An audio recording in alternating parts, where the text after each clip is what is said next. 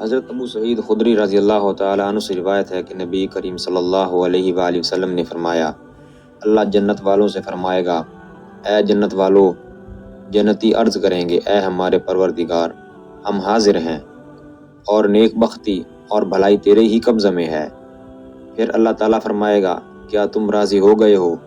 تو جنتی کہیں گے، اے پروردگار، ہم کیوں راضی نہ ہوں، حالانکہ تو نے جو نعمتیں ہمیں عطا فرمائی ہیں وہ نعمتیں تو نے اپنی مخلوق میں سے کسی کو بھی عطا نہیں کی۔